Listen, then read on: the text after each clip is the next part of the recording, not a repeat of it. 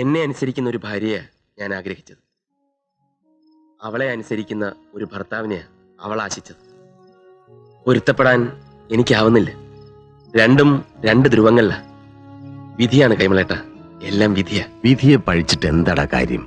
അതിനെ നേരിടുകയാണ് വേണ്ടത്. എങ്ങനെ എങ്ങനെ ഒരാളുടെ സ്വഭാവം മാറ്റിയെടുക്കാൻ പറ്റും? തല്ലിയ മാറുമോ? ശാസിച്ചാ മാറുമോ? ഇല്ലല്ലോ. അത് സ്വയം തോന്നി സ്വയം മാറേണ്ടതല്ലേ? അതെ, സ്വയം തോന്നി മാറണം. പക്ഷേ അതിനുള്ള വഴി നീ ഒരുക്കണം. മനസ്സിലായില്ല. എടാ, പ്രതീക്ഷിക്കാത്ത ഐശ്വര്യവും സമ്പത്തും കൈവന്നപ്പോൾ അതിര് കിടന്ന് അഹങ്കരിച്ച പെൺകുട്ടിക്ക് അതൊക്കെ നഷ്ടപ്പെട്ടാൽ ഉണ്ടാകാവുന്ന അവസ്ഥയെക്കുറിച്ച് നീ ഒന്ന് ആലോചിച്ച് നോക്കി. ചെറുപ്പത്തിലെ നീ പഠിച്ചിട്ടില്ലേ മൂഷിക സ്ത്രീ പിന്നെയും മൂഷിക സ്ത്രീയായ കഥ? കൈമളേട്ടൻ എന്തൊക്കെയായി പറയുന്നത്? അതൊക്കെ പറയാം, അതിരിക്കട്ടെ. അമേരിക്കയിൽ നിന്ന് ആന്റി വരുന്നു എന്ന് കേട്ടല്ലോ, എന്നാ? അടുത്ത ആഴ്ച.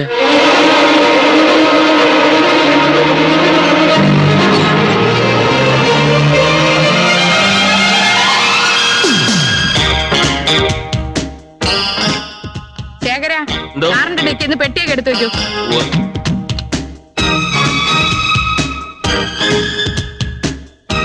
ഇതാരാ? എന്റെ ഭാര്യ. കൊള്ളാം. ജുവലറി ഷോപ്പിലെ പരസ്യത്തിന് നിൽക്കണ മാതിരി ഉണ്ട്. വലിയ പണക്കാരിയാ നീ കെട്ടിയതല്ലേ? പെട്ടിയെല്ലാം എടുത്ത് എന്റെ റൂമിൽ കൊണ്ടുവയ്ക്കൂ. രമ, ആ പെട്ടി എടുത്ത് അകത്ത് വയ്ക്ക്. അതിനെന്തിനാ രാമൻ? ശേഖരന്റെ കൈക്ക് വല്ല സ്വാധീനക്കുറവുണ്ട്? ഞാൻ എടുത്തു വെക്കാം. ആ, കടുപ്പത്തിലൊരു കാപ്പി എടുക്കൂ. കല്യാണി, ഒരു കാപ്പി. എന്തിനാ ഇങ്ങനെ ആജ്ഞാപിക്കുന്നേ? നിനക്ക് പോയി എടുത്താലെന്താ? അതെ അതെ, നീ പോയി കാപ്പി ഇട്. ഈ AC എന്തിനാ 24 മണിക്കൂറും ഇങ്ങനെ ഓൺ ചെയ്തിട്ടിരിക്കുന്നേ? ആവശ്യത്തിന് ഉപയോഗിച്ചാ പോരെ? ആവശ്യത്തിന് ഉപയോഗിക്കാനുള്ള കറണ്ടേ കിട്ടുന്നില്ല. ഇവിടെ 6 മണിക്കൂർ നിയമപ്രകാരമുള്ള പവർ കട്ടും, പിന്നെ ഒരു 6 മണിക്കൂർ അവർക്ക് തോന്നിയ പോലെയാ. കാപ്പി.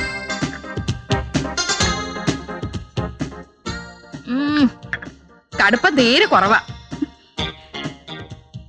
ഈ പെണ്ണിന്റെ മോനെ തമ്മെന്നിരിക്കുന്നേ, ഇത് ചിരിക്കില്ലേ? ചിരി വല്ലപ്പോഴേ ഉള്ളൂ. തായിയായ ഭാവം ഇതാ. ശേഖര, നീ പോയി കമ്പനിയിലെ എല്ലാ ഫയലുകളും എടുത്തോണ്ട് വാ. കണക്കുകളൊക്കെ ഒന്ന് പരിശോധിക്കണം. ഞാനൊന്ന് ഫ്രഷ് ആവട്ടെ.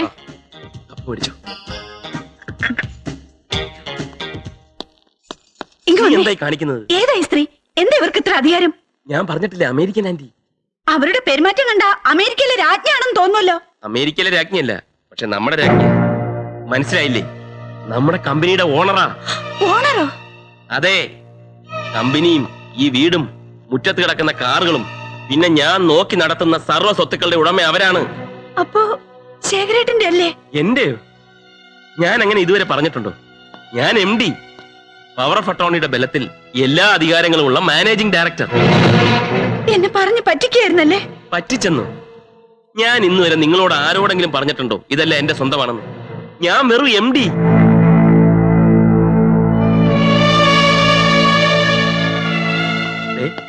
ആന്റിയെ ഭംഗിയായിട്ട് നോക്കണം.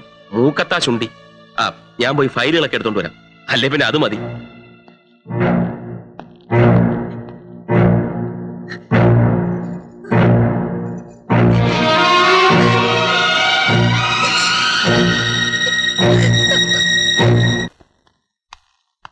ഇവിടെ ആരും കാണാനില്ലല്ലോ.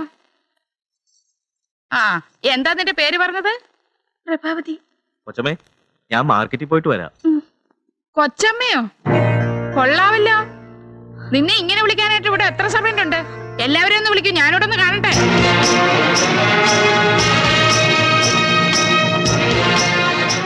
ഭാര്യയും ഭർത്താവിനെയും പരിചരിക്കാൻ 16 വേലക്കാര്. കുടുംബത്തിലിരിക്കാൻ കൊള്ളാവുന്ന ഒരു പെണ്ണുണ്ടെങ്കിൽ ഇതുപോലെ 16 എണ്ണത്തിനെ പരിചരിക്കാൻ അവൾ ഒരുത്തി മതി. Waste, criminal waste. ഇവരെയൊക്കെ തീറ്റിപ്പറ്റി ശമ്പളം കൊടുത്ത് മുടിയുന്നത് ഞാനാ. നിങ്ങൾക്ക് എല്ലാവർക്കും ഇന്ന് തന്നെ ഇവിടുന്ന് പിരിഞ്ഞു പോകാം. പ്രഭാവതി, ഇനി മുതൽ ഈ വീട്ടിലെ ജോലിയൊക്കെ നീ തന്നെ ചെയ്താൽ മതി. നിനക്ക് ചെയ്യാനുള്ള ജോലി ഇവിടെ ഉള്ളൂ.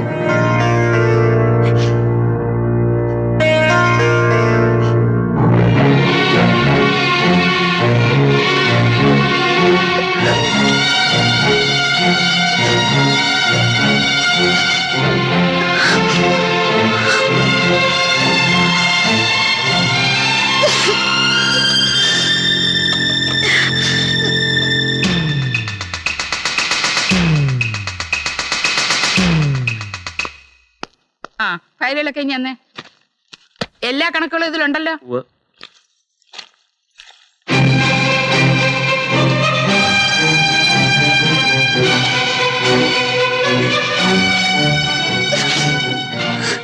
നീ എന്തായി കാണിക്കുന്നത്? ശീലമില്ലാത്ത പണി ചെയ്യാണോ? ജോലിക്കാരെയൊക്കെ പിരിച്ചുവിട്ടു. ആര്? ആന്റി. അയ്യോ. എങ്കിൽ വൃത്തിയായിട്ട് തുടച്ചോളൂ. അരുമൂലയൊക്കെ ചേർത്ത് വളരെ ശ്രദ്ധിച്ചു വേണം. ആന്റിയെ ദേഷ്യം പിടിപ്പിക്കരുത് കേട്ടോ. ശേഖരാ, ദാ വരുന്നേ. തുടച്ചോളൂ തുടച്ചോളൂ. ഈ കണക്കുകൾ മുഴുവൻ തെറ്റാ. എത്ര ശ്രമിച്ചിട്ടും എനിക്ക് ടാലി ചെയ്യാൻ പറ്റുന്നില്ല. 12 ലക്ഷം രൂപയുടെ കുറവാ കാണുന്നത്. ഈ ക്യാഷ് എവിടെ പോയെന്ന് എനിക്ക് ഉടനെ അറിയണം. ഏയ്, കുറച്ച് ഷോർട്ടേജ്. ഒരു 12 ലക്ഷം. അനാവശ്യമായി കാശ് കളയുമ്പോ ഓർക്കണം, എന്റെ അനിയത്തിയുടെ കല്യാണം, അവളുടെ സ്ത്രീധനം, എന്തായിരുന്നു കാശ് ചെലവാക്കാൻ ഒരു ഉത്സാഹം. അതൊക്കെ എന്റെ സ്വന്തം കാശാ. ഇത്രയും കാലം എനിക്ക് കിട്ടിയ എന്റെ ശമ്പളത്തിൽ നിന്ന് സ്വരൂപിച്ചെടുത്തത്. പണം ചെലവായതൊക്കെ നിന്റെ ആർഭാടത്തിന് വേണ്ടിയാ. നീ വാങ്ങിക്കുട്ടിയ സാരികൾക്കും ചെരുപ്പുകൾക്കും ആഭരണങ്ങൾക്കും അറിയോ? അത് ശരി. അപ്പൊ കമ്പനിയെ വെട്ടിച്ച് ഭാര്യ എണീച്ചൊരുക്കായിരുന്നില്ലേ? ഇങ്ങോട്ട് പറയില്ലടി. അഴിക്കടി ആഭരണങ്ങളൊക്കെ.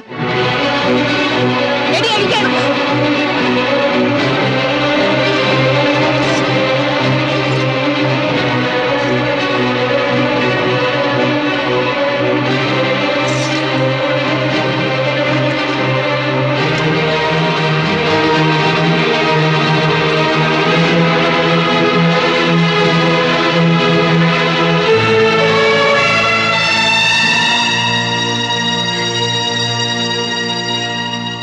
ഇനി എവിടെയൊക്കെ എന്തൊക്കെ ഒളിപ്പിച്ചു വെച്ചിട്ടുണ്ടോ ഞാനും നോക്കട്ടെ.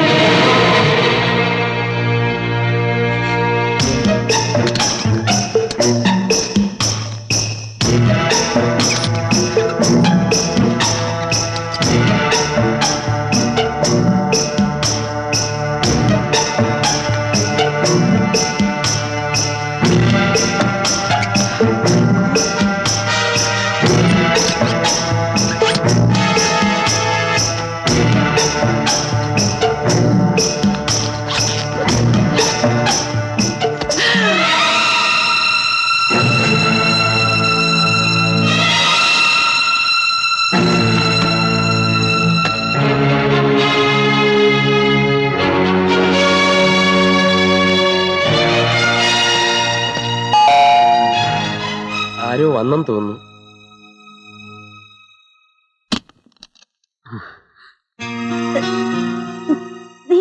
നീ എന്താ പതിവില്ലാതെ? ഒരു സന്തോഷ വാർത്ത അറിയിക്കാൻ വന്ന. ചേരേട്ടൻ എന്ത്? ചേരേട്ടാ. ആ ചേരേട്ടാ, എനിക്ക് ജോലി കിട്ടി. അഗ്രികൾച്ചർ ഫാമിൽ സൂപ്പർവൈസറായിട്ടാ. അടുത്ത ആഴ്ച ജോയിൻ ചെയ്യണം. കൺഗ്രാചുലേഷൻസ്. ഇതാരാ? അനിയനാ. കൊള്ളാം. അനിയന് ജോലി കിട്ടിയപ്പോ അളിയന്റെ ജോലി പോയി.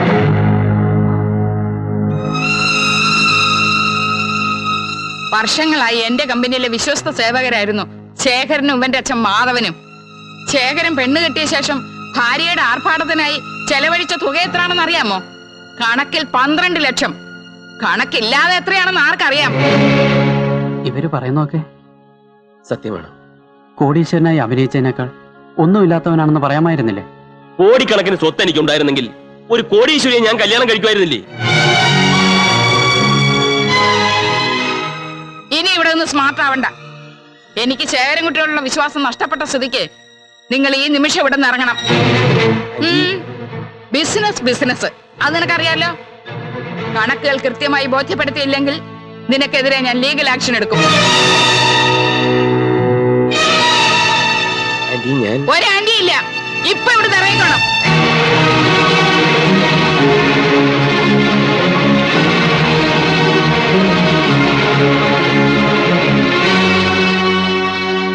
ഇനി എല്ലാരും കൂടി ശേഖരനെ കുറ്റപ്പെടുത്തിയിട്ട് എന്താ കാര്യം?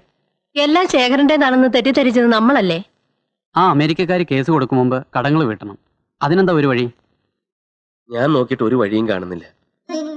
ഈ അവസ്ഥയിൽ കടം ചോദിക്കുന്നത് തന്നെ മോശ. ശേഖരേട്ടാ, അന്നെന്നെ ഏൽപ്പിച്ച 3 ലക്ഷം രൂപ ഞാൻ വിശാലാന്റി ഏൽപ്പിച്ചിരുന്നു. അത് തിരിച്ചു കിട്ടും. എനിക്ക് തോന്നുന്നില്ല. ഞാൻ കൊടുത്ത രൂപയല്ലേ. ശേഖരേട്ടൻ എന്റെ ഒപ്പം വന്നാ മതി.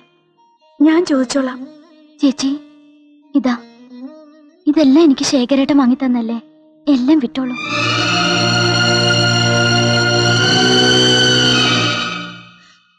ഒന്നും വേണ്ട മോളെ. ദൈവം പോലും പൊറുക്കാത്ത തെറ്റ് ചെയ്തുകൊണ്ട് എനിക്ക് ശിക്ഷ കിട്ടിയത്.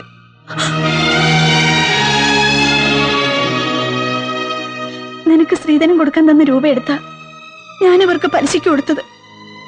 ആരെന്തൊക്കെ പറഞ്ഞാലും ഞാൻ അതൊന്നും വിശ്വസിക്കാൻ പാടില്ലായിരുന്നു. നിന്നെ ഇത്രയൊക്കെ ദ്രോഹിച്ചിട്ടും ഈ ചേച്ചിയോട് നിനക്ക് വെറുപ്പില്ലേ? എന്റെ ചേച്ചി എനിക്ക് ചേച്ചി അല്ലാതാവില്ലല്ലോ.